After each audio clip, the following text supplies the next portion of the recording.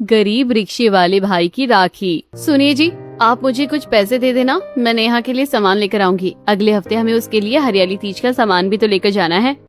हाँ, तुमने बिल्कुल सही कहा। अभी तो मेरे पास इतने पैसे नहीं हैं, लेकिन कुछ दिन और इंतजार करो, मैं पैसे जमा करता हूँ और उसके बाद हम दोनों साथ में उसके लिए सामान खरीदने चलेंगे।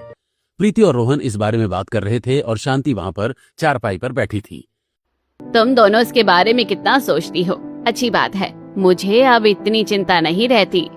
उसके बाद रोहन वहाँ से चला जाता है और वो पैदल थोड़ी ही दूरी पर एक स्टेशन पहुँचता है।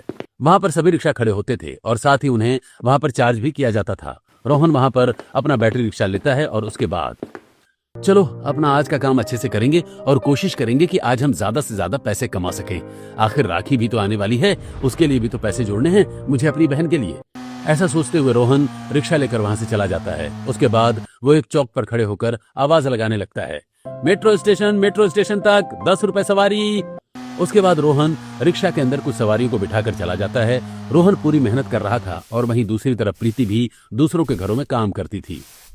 अरे प्रीति, तुम जरा आज एक काम करना, तुमने कहा था ना कि तुम्हें साड़ी पर फॉल लगानी आती है, मैं तुम्हें उसके एक्स्ट्रा पैसे दे दूंगी। क्या तुम मेरा काम कर दोगे? क्योंकि वो जो टेलर है उसने कहा है कि वो मुझे एक हफ्ते बाद साड़ी देगा। अब रक्षाबंधन का त्योहार पास आ रहा है तो ऐसे में काम तो बढ़ ही जाता है। जी मालकिन, बिल्कुल मैं काम कर दूंगी। और आपके पास कोई एक्स्ट्रा काम है तो मुझे जरूर बताइए, मुझे भी रक्षाबंधन के लिए अपनी ननद के लिए कुछ पैसे इकट्ठा करने हैं। सच में ऐसी भाभी पहली बार देख रही हूँ जो अपने नंद के बारे में इतना सोचती है। अब नंद हमारे घर की बेटी है तो कहते हैं ना कि घर की बेटी के लिए तो जितना करो उतना कम होता है, तो बस वही बात है। उसके बाद प्रीति घर का थोड़ा बहुत काम करती है और फिर अपनी मालकिन की साड़ी को फॉल लगाने लगती है। रक्षाबंधन से पहले उन्हें अपनी नंद के लिए सावन का भी उपहार भेजना था, इसलिए दोनों पति पत्नी और ज्यादा मेहनत कर रहे थे। वहीं दूसरी तरफ प्रीति की ननद नेहा के घर में। हाँ हाँ बिल्कुल, मैं भी आ रही हूँ, चिंता मत कर। हम लोग साथ में पहले शॉपिंग करेंगे या फिर मूवी देखने चलेंगे। अरे तूने तो मेरा दिल जीत लिया। चल ठीक है, जल्दी से आजा, मैं तेरा इंतजार कर रही हूँ।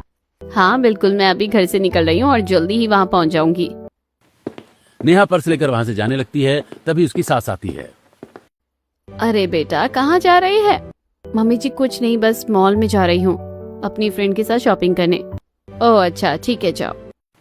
इतना कहकर नेहा वहां से चली जाती है। उसके बाद वो अपनी सहेली के साथ मूवी देख रही थी और वहीं दूसरी तरफ घर पर शांति और रमेश जब अकेले बैठे हुए थे। आजकल हमारी बेटी का ना तो फोन आता है और ना ही वो हमसे मिलने आ रही है। उससे बात किए भी बहुत समय हो गया, जरा उसे फोन करना तो।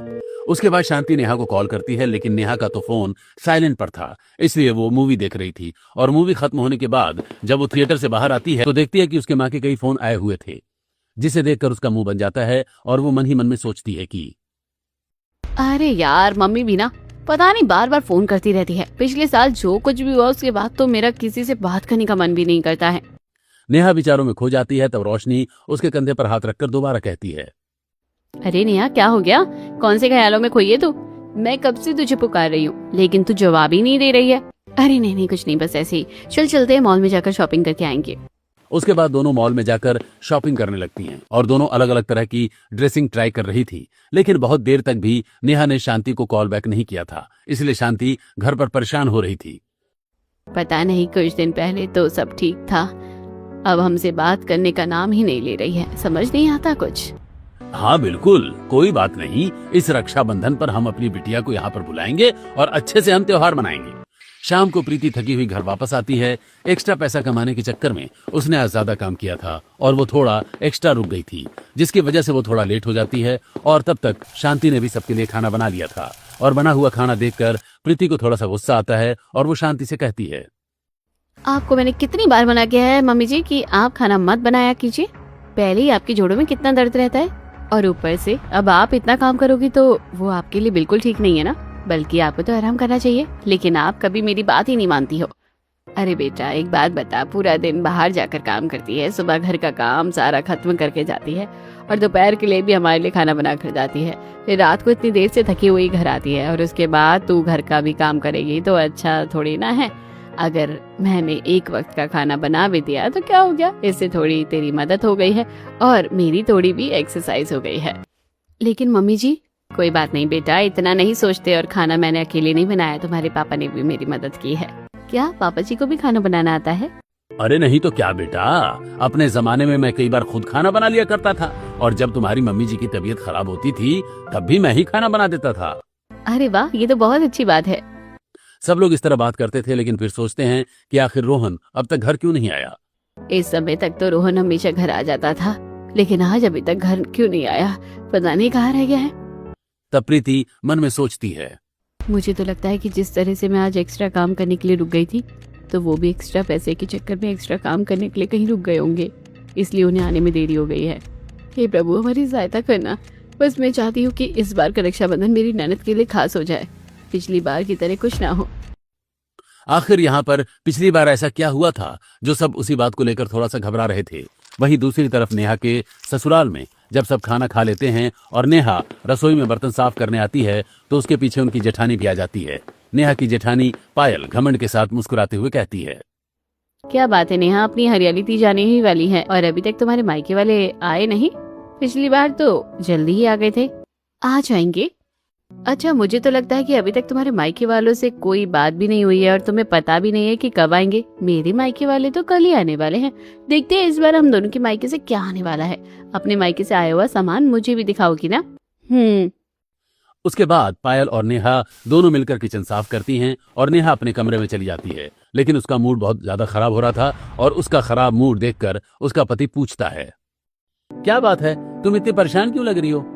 कुछ नहीं, बस दीदी बार बार यही पूछती रहती कि तुम्हारे मायके से सामान कब आने वाला है। हरियाली तीज तो आ गई है।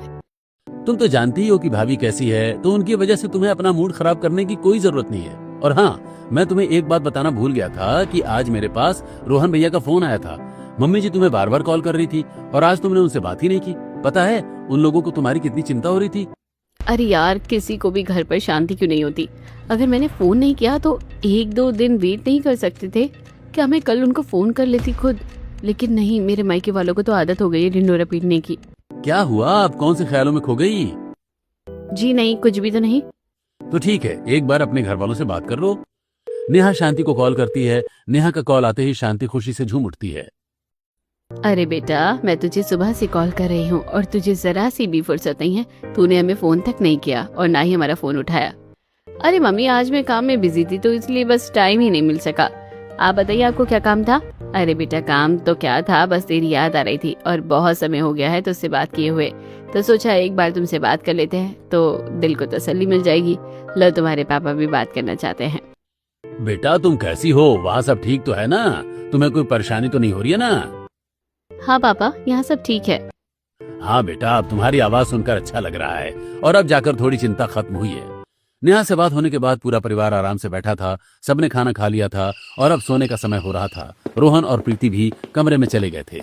ये लो, आज मैंने एक्स्ट्रा काम करके कुछ पैसे कमाए हैं, इन्हें नेहा के लिए अलग से रख लेना। आज मैंने कुछ एक्स्ट्रा काम किया था और उसके बाद मालकिन ने मुझे आज एक्स्ट्रा पैसे भी दिए हैं। बस इस बार का रक्षाबंधन भी अच्छे से चला जाए, बाकी और कुछ नहीं चाहिए। इस तरह रोहन और प्रीति नेहा का रक्षाबंधन अच्छा बनाने के लिए खूब मेहनत कर रहे थे। वहीं दूसरी तरफ पायल के मायके से कुरियर के थ्रू उसका हरियाली तीज का सामान आया था। सामान आने के बाद वो बड़ी खुशी होकर नेहा को सब दिखा रही थी। उसमें ब्रांडेड कपड़े और काफी ब्रांडेड मेकअप और मिठाइयाँ थी। देखो नेहा, मेरे मायके से तो सारा सामान आ गया। कितना अच्छा और सुंदर है ना सब? आखिर मेरे भाई मेरी पसंद अच्छे से जानते हैं कि उनकी बहन कितनी ब्रांडेड है, इसलिए सब कुछ ब्रांडेड और अच्छा भेजा है। हाँ दीदी, सब कुछ अच्छा और सुंदर है। अच्छा बताओ, तो तुम्हारे मायके से क्या सामान आया है? अरे हाँ, तुम्हारे मायके वाले तो अब तक आए ही नहीं है ना? इस तरह नेहा चुप हो जाती है और 2-3 दिन गुजरते हैं। उसके बाद रोहन और प्रीति हरियाली तीज का सामान खरीदने के लिए दुकान पर जाते हैं। अरे भैया, कोई अच्छी सी साड़ी दिखा दो जो बहुत ही अच्छी और सुंदर हो। अरे बहन जी, अच्छी और सुंदर साड़ी तो महंगी रेंज में शुरू होगी। आपका बजट ही 1000 रुपए है, लेकिन उनकी शुरुआत ही कम से कम 3000 की है। हमें कोई परेशानी नहीं है, हम तो दिखा देंगे, लेकिन उसके अकॉर्डिंग दाम भी तो बढ़ेगा ना। अच्छी साड़ियों का दाम सुनकर दोनों पति पत्नी उदास हो जाते हैं। कोई बात नहीं, आप हमें हमारे बजट में ही दिखा दीजिए। रोहन और प्रीति उसके बाद नॉर्मल बजट की साड़ी ले लेते हैं और साथ ही सारे साज श्रृंगार का सामान ले लेते हैं और उसके लिए घेवर भी खरीद लेते हैं। अगले दिन वो नेहा के ससुराल जाने के लिए तैयार हो जाते हैं। उसे ये सामान देना और कहना कि इस बार रक्षाबंधन का त्योहार हमारे घर पर आकर बनाए और कम से कम कई दिन पहले यहाँ पर आ जाए। ठीक है मम्मी जी, हम कह देंगे। उसके बाद रोहन आगे रिक्शा चलाता है और प्रीति सारा सामान लेकर पीछे रिक्शा में बैठ गई थी। वो दोनों वहां से चले जाते हैं। तब शांति भी बाहर ही खड़ी थी तो उसकी पड़ोसने भी उसके पास आती हैं। आज तेरे बहू बेटा सच संवर कर कहाँ गए हैं? अरे आज सावन का तोहफा लेकर नेहा के ससुराल जा रहे हैं। अरे वाह वाह, ये तो बहुत अच्छी बात है। लेकिन सच में तुम्हारी नेहा बिटिया की तो जिंदगी संवर गई है। सुना है काफी अच्छा ससुराल मिला है उसे। बिटिया अच्छे घर में चली जाती है तो फिर कोई चिंता नहीं रहती। हाँ, सब कुछ भगवान की ही कृपा है। हमें अब अपनी बेटी की तरफ से कोई चिंता नहीं है। इस तरह सब बात कर रहे थे और दूसरी तरफ रोहन और प्रीति भी नेहा के ससुराल पहुंच गए थे और वहां पर रोहन ने उसके ससुराल के बाहर ही रिक्शा लगाकर दोनों अंदर आते हैं और आंगन में होते हुए दरवाजे पर पहुंचकर बेल बजाते हैं। घर का एक नौकर दरवाजा खोलता है। अरे भैया भौजी आइए, घर के अंदर आइए। उसके बाद रोहन और प्रीति घर के अंदर आते हैं और वो सोफे पर बैठ जाते हैं। लेकिन तभी वहां पर सविता मुंह बनाकर आती है। कैसे दोनों फटीचर मुंह उठाकर यहाँ पर आ जाते हैं? सविता के आने पर प्रीति और रोहन दोनों उन्हें प्रणाम करते हैं। जी प्रणाम मौसी जी। नेहा कहाँ है? आती होगी। तभी ऊपर जीने से नेहा उतरने लगती है और वो देख लेती है कि उसके भैया भाभी आए हुए हैं, लेकिन उसके चेहरे पर कोई भी खुशी का भाव नहीं झलकता। नेहा नीचे उतर कर आती है। अरे नेहा, तुम कैसी हो? यहाँ सब ठीक तो है ना? हाँ बहुत अच्छा है भाभी। आप दोनों का कैसे आना हुआ? हम तुम्हारे लिए सावन का सिद्धा लेकर आए हैं। ठीक है, आप मेरे कमरे में चलिए। नेहा अपने भाई भाभी को अपने कमरे में लेकर चली जाती है और उनके लिए नाश्ता लेकर आती है। अच्छा नेहा, इस बार हम सोच रहे थे कि तुम रक्षाबंधन पर मायके आना और कुछ दिन पहले आना। मम्मी जी ने ये खास तुमसे कहने के लिए कहा है, क्योंकि बहुत समय हो गया है तुम वहाँ पर नहीं आई हो। हाँ बहना, तुम आओगी तो हमें बहुत अच्छा लगेगा। ठीक है, मैं आ जाऊंगी। आप लोग जल्दी चाय नाश्ता कर लीजिए, फिर मुझे कहीं पर जाना है। नेहा का इस तरह से बदला हुआ व्यवहार देखकर रोहन और प्रीति तो समझ जाते हैं कि आखिर वो ऐसा क्यों कर रही है, लेकिन वो उसे कुछ कहते नहीं और उसके बाद वहां से चले जाते हैं। उनके जाने के बाद जब नेहा तैयार होकर घर से बाहर जाने के लिए निकल रही थी, तभी उसकी जेठानी पायल उसे रोक लेती है। अरे नेहा, तुम कहाँ जा रही हो? सुना है आज तुम्हारे भैया भाभी घर आए थे और तुमने मुझे बताया भी नहीं। ये तो बहुत गलत बात है। दिखाओ तो जरा क्या सामान लेकर आए हैं। हाँ दीदी आए थे, लेकिन उन्हें कुछ काम था तो जल्दी चले गए। बाकी अभी मुझे कुछ जरूरी काम से जाना है, तो मैं आपको आने के बाद सामान दिखा दूंगी। अरे कहाँ इतना समय लगेगा, उसके बाद चले जाना। वैसे भी तुम अपनी सहेली के साथ पार्लर ही तो जा रही हो। पायल नेहा को फोर्स करती है, जिसके बाद नेहा अपने रूम में सारा सामान दिखाती है तो सब कुछ देखकर पायल हंसते हुए कहती है, अरे नेहा, तेरे भाभी भैया तो पिछली बार की तरह ही ऐसा लोकल सा सामान लेकर आए हैं। अरे अब उन्हें पता नहीं है क्या कि तू अब एक बहुत बड़े घर की बहू बन चुकी है। इससे तो अच्छा है कि वो तेरे लिए कुछ लेकर ही ना आते। अब समझी कि तू अपना सामान दिखाने से इतना आनाकानी क्यों कर रही थी। ये सब सुनकर नेहा को बहुत बुरा लगता है, लेकिन वो कोई जवाब नहीं देती। वैसे एक बात कहूँ, बुरा मत मानना, पड़ोसन भी बता रही थी कि तेरे भाभी भैया रिक्शा चलाकर यहाँ आए थे। अरे कम से कम आज एक दिन के लिए तो उन्हें ऑटो या कैब बुक करके आना चाहिए था। अब पता है पूरे मोहल्ले को पता चल गया कि तुम्हारा भाई रिक्शा चलाता है। तुम्हारा भाई एक बस गरीब रिक्शे वाला है। इन सब चीजों की वजह से नेहा को बहुत ज्यादा गुस्सा आता था और इसीलिए उसका अपने मायके के प्रति मोह बिल्कुल खत्म होता जा रहा था। इसीलिए नेहा अपने गरीब रिक्शा वाले भाई से बात भी नहीं करना चाहती थी। वो जब पार्लर में मैनिक्योर और पेडिक्योर करवा रही थी तो बार बार उसका फोन बज रहा था। अरे एक बार फोन चेक तो कर ले, किसका फोन है? बार बार बज रहा है। अरे बजने दे, कोई जरूरी काम नहीं है। गुस्से में नेहा फोन ही साइलेंट पर कर लेती है और वहीं दूसरी तरफ रोहन और प्रीति नेहा के लिए बहुत कुछ करना चाह रहे थे। रात को इसके लिए पूरा परिवार बात करता है। सब लोग खाना खा रहे थे। चलो सावन और हरियाली तीज का तो सामान अच्छे से हो गया, लेकिन बस रक्षाबंधन के लिए और अच्छे से तैयारी करनी है। बिल्कुल, मैं भी अपनी तरफ से पूरी कोशिश करूंगी और अच्छे से अच्छा करने की कोशिश करूंगी। लेकिन बेटा नेहा तो फोन ही नहीं उठा रही है। हम उसे बार बार फोन कर रहे हैं, लेकिन एक बार भी उसने हमारे फोन का जवाब तक नहीं दिया। पता नहीं कहाँ इतना बिजी रहती है। तुमने उसे यहाँ पर आने के लिए बोल दिया था ना? हाँ पापा, हमने बोल दिया था। वहीं दूसरी तरफ रोहन और प्रीति काम करके पैसे जमा करने की कोशिश कर रहे थे।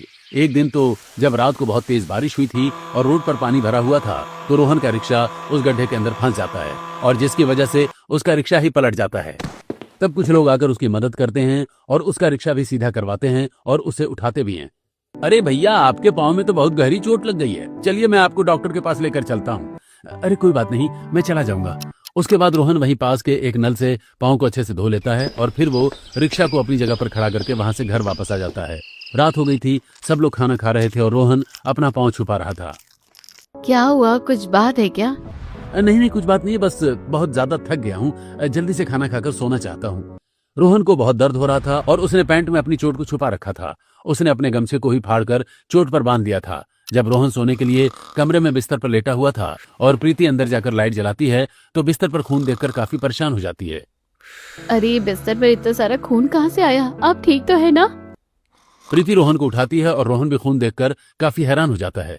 अरे मैंने गीला करके कपड़ा तो बांध दिया था, तो फिर इतना सारा खून क्यों आ रहा है? इसका मतलब आपको चोट लगी हुई थी और आपने हमसे छुपाया। आपने ऐसा क्यों किया? चलिए जल्दी से उठकर हम अभी के अभी डॉक्टर के पास जाएंगे। अरे प्रीति, चिंता करने वाली कोई बात नहीं है, मामूली सी चोट लगी है, इसमें भला डॉक्टर के पास जाने की क्या जरूरत है? और डॉक्टर के पास जाएंगे तो खामखा ही काफी पैसे खर्च हो जाएंगे। बस आपके ऊपर पैसे खर्च ना हो इसलिए आपने ऐसा किया। अब मैं आपकी एक नहीं सुनूंगी, चलिए जल्दी। उसके बाद प्रीति शांति और रमेश को ये बात बताती है और उसके बाद एक पड़ोसी की सहायता से रोहन को रात को ही अस्पताल लेकर जाया जाता है। और उसकी चोट काफी गहरी थी, इसलिए उसे कुछ नाके लगते हैं और डॉक्टर दवाई देता है।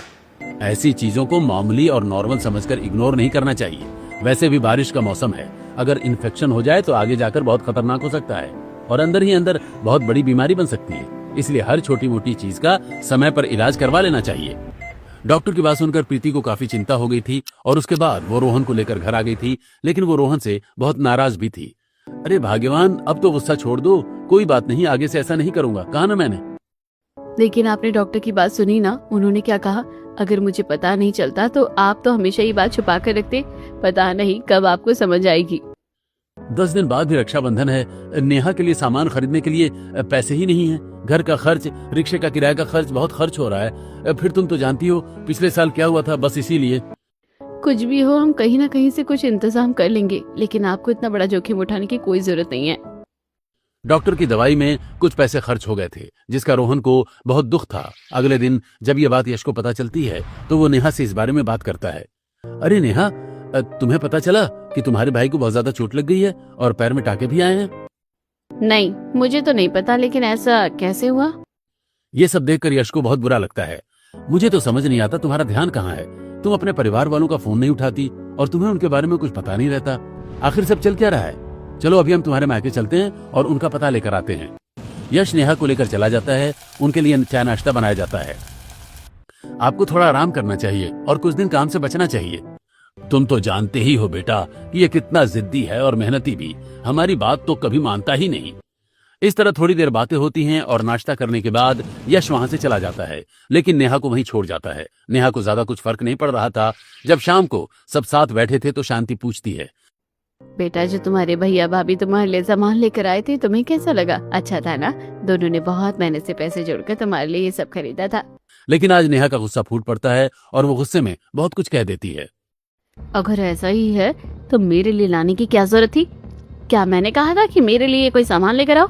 अरे इससे अच्छा होता कि सामान लेकर ही ना आते, इतना सस्ता और नकली सामान था। ऊपर से भैया भाभी रिक्शा चलाकर वहां पर आए थे। अरे जब पैसे ही नहीं है तो आने की क्या जरूरत है? हर जगह मेरी थू थू करवा दी। इतना कहकर गुस्से में नेहा वहां से चली जाती है और ये सब सुनकर शांति और रमेश को तो बहुत बुरा लगता ही है। प्रीति ने भी छुपकर ये सब सुन लिया था। वो भी बहुत ज्यादा उदास हो जाती है। गुस्से में नेहा शाम को ही घर वापस जाने लगती है। अरे बेटा, इतनी जल्दी जाने की क्या जरूरत है? तुम कुछ दिन और यहाँ पर रुक जाओ। नहीं मम्मी, यहाँ पर मुझे बहुत गर्मी लग रही है, कूलर भी ठीक से काम नहीं कर रहा है, मैं फिलहाल जा रही हूँ। अच्छा ठीक है, लेकिन रक्षाबंधन से तो कुछ दिन पहले आओगी ना? या तुम्हारे भाई को वहाँ आना है राखी बंधवाने के लिए? कोई जरूरत नहीं है, मैं ही यहाँ पर आ जाऊंगी, वहाँ पर आने की जरूरत नहीं है। इतना कहकर नेहा गुस्से में वहां से चली जाती है। रोहन ने ये सब नहीं सुना था क्योंकि उस समय वो सो रहा था और बाकी घर वाले भी उसे कुछ नहीं बताते। अरे बेटा, नेहा को अपने ससुराल में कोई जरूरी काम था इसलिए चली गई, लेकिन उसने कहा है कि रक्षाबंधन पर यहीं आएगी। अच्छा ठीक है, हम उसके लिए तब तक सारी तैयारी कर लेंगे। अब राखी का त्योहार आने के लिए ज्यादा समय नहीं बचा था और देखना था कि गरीब रिक्शा वाले भाई की राखी कैसी बीतने वाली थी। वहीं दूसरी तरफ ये सब सुनकर प्रीति तो काफी उदास हो गई थी, इसलिए वो भी एक्स्ट्रा काम कर रही थी। मालकिन, अगर कोई भी एक्स्ट्रा काम हो तो आप मुझे बता सकती है, मैं अपनी तरफ से पूरी कोशिश करूंगी। ठीक है प्रीति, अभी तो मेरे पास कोई काम नहीं है, लेकिन जब भी होगा तो मैं तुम्हें बता दूंगी। यूं ही दिन गुजर रहे थे। जब प्रीति और रोहन राशन का सामान लेने जा रहे थे तब उन्हें रास्ते में दुकान पर एक सुंदर सी साड़ी दिखती है। अजी देखिए, इस तरह की साड़ी नेहा को बहुत पसंद है। अगर हम ये साड़ी खरीदेंगे तो वो बहुत खुश हो जाएंगी। रोहन को विचार अच्छा लगता है और दोनों दुकान में जाकर उसका दाम पूछते हैं। ये 3,500 रुपए की है। अरे भाई, बहुत महंगी लग रही है और हम तो तुम्हारे रेगुलर ग्राहक हैं, कुछ तो कम करो। सारी शादी का सामान यहीं से लिया था। ठीक है, 3,000 कर दूंगा। अच्छा, अगर मैं अभी 500 दे दूं तो तुम किसी को बेचना नहीं, मैं इसे ले जाऊंगा कुछ दिन में। नहीं भाई, रक्षाबंधन में सिर्फ 1 हफ्ता बचा है। अगर तुम नहीं लेकर गए तो ये अटक जाएगा सामान, और अभी ही लोग ज्यादा शॉपिंग कर रहे हैं, फिर तो सारा काम मंदा हो जाएगा। तुम्हारे लिए बस 3 दिन इंतजार करूंगा, अगर नहीं आए तो मैं इसे दे दूंगा। रोहन एडवांस पेमेंट 500 रुपए कर देता है और वहां से चला जाता है। और रोहन भी अपना बैटरी वाला रिक्शा लेकर सुबह घर से निकलता था और लेट रात को घर आता था, क्योंकि उसे रक्षाबंधन के लिए एक्स्ट्रा पैसे जो जमा करने थे। रोहन रात को सवारियों के लिए चिल्ला रहा था, 10 रुपए सवारी, 10 रुपए सवारी। तभी वहां एक सवारी आती है। अरे भैया, क्या मुझे जरा तुम अंधेरी नगरी तक ले चलोगे? नहीं भैया, मैं तो यहीं आसपास की सवारी ढूंढ रहा हूँ, वो जगह तो यहाँ से बहुत दूर है और फिर ऊपर से अभी बहुत ज्यादा रात भी हो रही है। अरे भैया, जल्दी चलो ना, मैं तुम्हें एक्स्ट्रा पैसे दे दूंगा, क्योंकि अभी मुझे कोई गाड़ी भी नहीं मिल रही है। आखिर मैं घर कैसे जाऊंगा, और मुझे इस समय जल्दी घर पहुंचना बहुत जरूरी है। मेरी पत्नी की तबीयत बड़ी खराब है। देख लो, तुम जितने पैसे मांगोगे दे दूंगा। रोहन जाने के लिए तैयार हो जाता है और काफी दूर जाने पर वो उससे एक्स्ट्रा पैसे ले लेता है, लेकिन उस आदमी की पत्नी बाहर ही बैठी थी और उसकी तबीयत बहुत ज्यादा खराब थी। अरे भैया, क्या हुआ इन्हें? अरे भैया, अगर तुम इन्हें अस्पताल लेकर चलोगे तो मैं तुम्हें उससे भी एक्स्ट्रा पैसे दे दूंगा। इनकी तबीयत बहुत ज्यादा खराब है और अभी कोई दूसरा रिक्शा करने में या कुछ भी करने में बहुत समय लगेगा। प्लीज मेरी मदद करो। रोहन को एक इंसानियत के नाते भी मदद करने के लिए मन तत्पर हो जाता है और वो मना नहीं कर पाता। तब वो आदमी खुश होकर उसे एक्स्ट्रा पैसे दे देता है। लेकिन वहीं दूसरी तरफ घर वाले बहुत ज्यादा परेशान हो रहे थे। मुझे तो उसकी बड़ी चिंता सता रही है। कुछ दिन पहले ही चोट लगी थी और अभी रात तक घर वापस नहीं आया। वहीं दूसरी तरफ जब वो रिक्शा स्टैंड पर रिक्शा लगाकर आ रहा था तो वहां का सेठ आ जाता है। क्या बात है, तूने पिछले महीने का किराया भी नहीं दिया था और इस महीने का तो देने का नाम ही नहीं ले रहा। पैसे दे, वरना कल से ही तेरा रिक्शा खड़ा नहीं होने दूंगा। मजबूरन जो एक्स्ट्रा पैसे कमाए थे, रोहन को सेठ को सब देना पड़ता है और रात को घर वापस आता है और सबको सारी बात बताता है। तब सब सो जाते हैं और अपनी बहन के लिए साड़ी खरीदने के लिए वो दोस्त से पैसे मांगने जाता है। अरे भाई, पहले ही तूने मेरे 2,000 रुपए नहीं दिए हैं, मैं तुझे और पैसे नहीं दे सकता। रोहन हर तरफ से हार जाता है और वो ज्यादा पैसे इकट्ठा नहीं कर पाता और वो साड़ी भी उसके हाथ से चली जाती है। वहीं घर वाले भी नेहा के आने का इंतजार कर रहे थे, लेकिन आज भी वो नहीं आ रही थी और रोहन और प्रीति अपने बजट के हिसाब से उसके लिए एक साड़ी खरीद लेते हैं। कल ही रक्षाबंधन है, लेकिन अभी तक नेहा नहीं आई। अगले दिन रक्षाबंधन का भी त्योहार आ जाता है और प्रीति का भाई भी उससे राखी बंधवाने आ जाता है। माफ करना बहना, तुम्हारे लिए कुछ अच्छा तोहफा नहीं ला पाया। कोई बात नहीं भाई, राखी पर तो भाई बहन का बंधन होता है, तोहफा कोई मायने नहीं रखता, बस रिश्ते की डोर मजबूत होनी चाहिए। सभी की बहनें और भाई आकर राखी का त्योहार मना रहे थे, लेकिन रोहन के परिवार वालों ने अभी तक कुछ नहीं खाया, क्योंकि वो बेसब्री से नेहा का इंतजार कर रहे थे और नेहा को बार बार कॉल करने पर भी नेहा फोन नहीं उठा रही थी। तो मैं अपनी बहन के घर जाऊंगा राखी बंधवाने के लिए, रोहन ने डिसाइड कर लिया था और वो रिक्शा चलाते हुए नेहा के ससुराल पहुंच जाता है। वो बेल बजाता है और नेहा की सास और जेठानी उसके पास जाकर उसके भाई का मजाक उड़ाती हैं। अरे तेरा रिक्शा वाला भाई फिर से आ गया मुंह उठाकर। तुमने अपने भाई को आने से मना नहीं किया था क्या? पहले ही पूरे मोहल्ले में बदनामी हो गई है कि तुम्हारा भाई रिक्शा चलाता है। नेहा को बहुत ज्यादा गुस्सा आता है और वो वहां जाकर गुस्से में दरवाजा खोलकर कहती है, मैंने आपको यहाँ आने से मना किया था ना।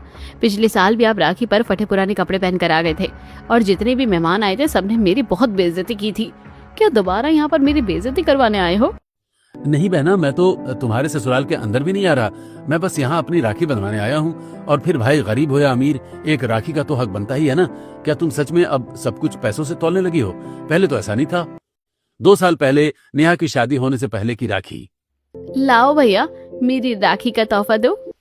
देख, मैं तेरे लिए तेरी पसंदीदा किताब और एक सूट लेकर आया हूँ। जानता हूँ ज्यादा महंगा नहीं है, मुझे माफ करना, ज्यादा अच्छा भी नहीं है। अरे भैया, तोहफे में पैसों का मोल होता है।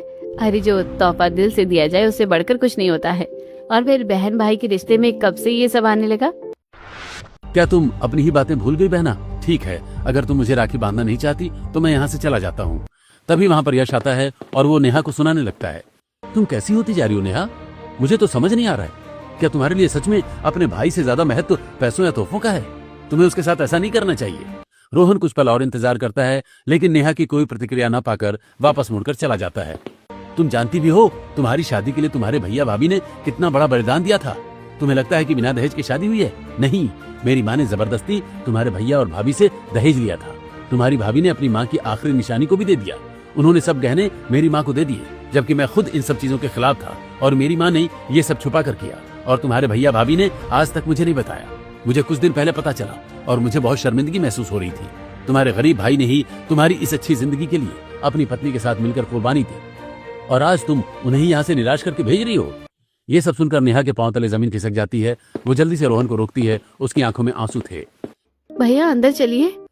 नहीं बहना, तुम मुझे यही राखी बांध दो। मैं बस एक राखी के लिए यहाँ आया हूँ। मैं तुम्हारा भाई हूँ और हमेशा तुम्हारी रक्षा करूंगा।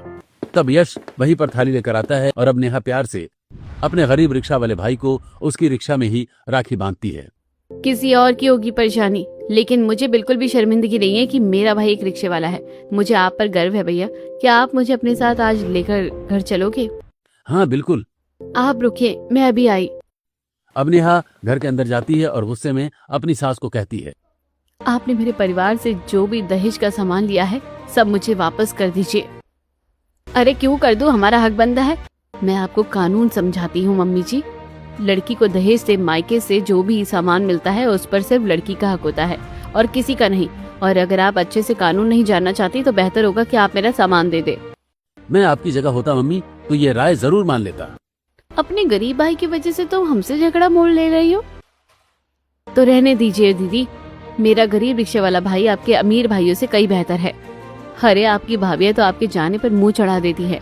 कोई आपको पूछता तक नहीं, हाल चाल के लिए कोई फोन तक नहीं करता। लेकिन मेरा भाई सिर्फ एक बार कहने पर तुरंत हाजिर हो जाता है। और मेरी भाभी अपने बच्चे से भी ज्यादा प्यार करती है मुझे।